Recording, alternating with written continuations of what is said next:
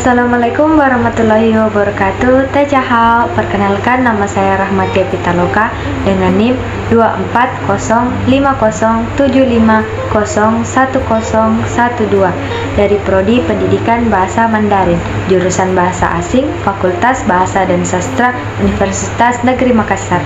Nah, di video sebelumnya saya membahas bab 1 yaitu linguistik sinika.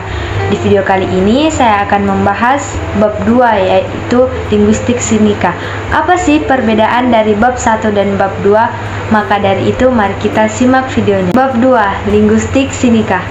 Bab ini membahas perkembangan studi bahasa di Tiongkok yang dikenal sebagai linguistik sinika, yaitu ilmu yang secara khusus mempelajari bahasa Mandarin dan bahasa daerah di Tiongkok. 1. Sejarah studi bahasa di Tiongkok. Sebelumnya, pengaruh linguistik barat, studi bahasa Tiongkok disebut xiao shui, ilmu dasar yang fokus pada bentuk xing dan makna yi, aksara Han, Hanse. Sejak abad ke-5 sebelum Masehi pada dinasti Zhou, penelitian mulai dilakukan, tetapi lebih ke arah karakter Han daripada tata bahasa. Chu Shen abad ke-1 Masehi menyusun Kamus Suowen Cie Ce yang membahas struktur dan fonologi Hanse. Studi fonologi berkembang antara tahun 600 sampai 1100 Masehi pada dinasti Sui, Tang, dan Song.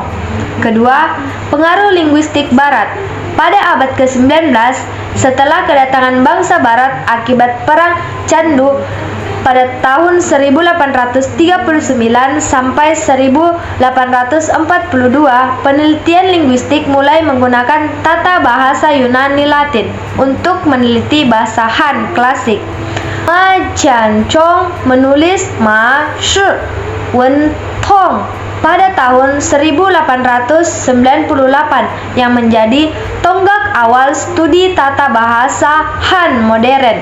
Ketiga, linguistik modern abad 20 sampai 21.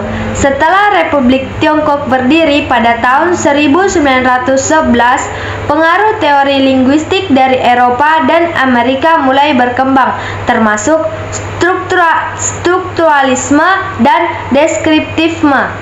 Pakar seperti Liu Shangxie, Wang Li, dan Zhou Yue Ren berkontribusi dalam tata bahasa deskripsi bahasa Mandarin.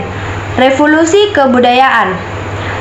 Pada tahun 1966 sampai dengan 1976 sempat menghentikan penelitian linguistik, tetapi setelah era Deng Xiaoping 1978, studi bahasa kembali berkembang dengan teori generatifisme dan fungsionalisme. Saat ini, linguistik sinika mencangkup sematik, pragmatik, semiotik, dan linguistik kognitif, mengikuti perkembangan linguistik global. Dari pembahasan tadi dapat saya simpulkan, yang pertama yaitu sejarah panjang. Studi bahasa Mandarin telah berkembang selama lebih dari 2000 tahun, dimulai dari analisis aksara Han hingga linguistik modern. Dan kedua yaitu dampak barat. Pengaruh teori Yunani Latin membawa kajian tata bahasa ke dalam studi Mandarin sejak abad ke-19. Ketiga, modernisasi. Linguistik sinika mengikuti perkembangan teori strukturalisme, generatifisme, fungsionalisme, dan kognitisme. 4. Luasnya kajian. Studi Mandarin kini mencangkup sematik, pragmatik, semiotika, dan linguistik kognitif seiring perkembangan linguistik global. Nah, linguistik sinika kini berkembang dengan menggunakan teknologi modern dan teori terbaru untuk memahami bahasa Mandarin dan bahasa daerah lainnya di Tiongkok. Secara keseluruhan, studi bahasa di Tiongkok telah berkembang dari analisis karakter Han menjadi linguistik modern yang mencakup berbagai teori dan pendekatan ilmiah.